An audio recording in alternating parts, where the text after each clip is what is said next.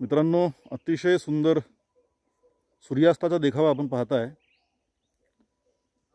हा विहंगम दृश्य तुम्हाला जो पाहायला मिळतो आहे ही आहे प्राणहिता नदी। प्राणहिता नदी जी आहे ती आहे दोन नद्यांचा संगम। इथे वर तुम्हाला दोन नद्या पाहायला मिळतील।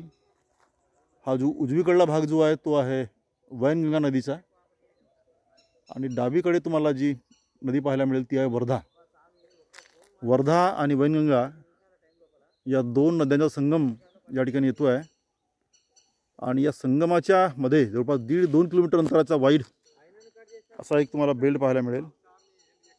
तो पाहायला मी आमचे भूगोलचे प्राध्यापक डॉक्टर वसाके या ठिकाणी आलो आहे आम्ही। नमस्कार।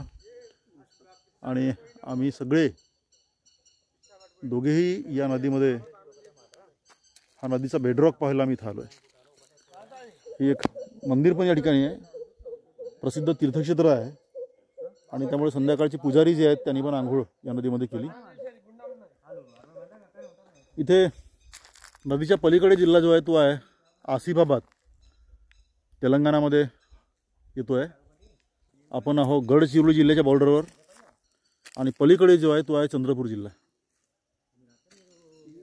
तर या तीन जिल्ह्याच्या संगमावर आपण इथे आहोत, गडचिरोली, चंद्रपूर आणि आसिफाबाद।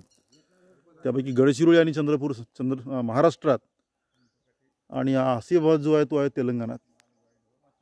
अगदी रॉकी स्ट्रक्चर तुम्हाला पाहायला मिळेल।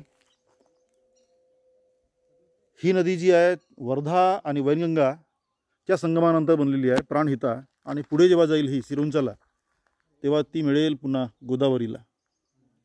तर गोदावरीपर्यंत हा प्रचंड मोठा पाण्याचा लोंढा या नदीच्या मार्फत जातो आहे आणि तिकडे एक मोठं संगम पुन्हा एक बनत आहे। तिकडे सॉइल जी आहे तिचं इरोजन झालेलं आपण पाहू शकताय आणि झाडं जी आहेत ही उलमलून पडली आहेत। एक झाड तुम्हाला मी दाखवतोय पडला पण आहे। ही झाडं उलमलून पडलेली आहेत, त्यांचे रूट्स हे आहेत हे रूट आउट होत आहेत इरोजनमुळे।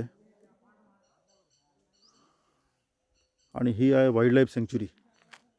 हा सगळा भाग जो आहे हा आहे चपराळा वाईल्ड लाईफ सँक्च्युरी।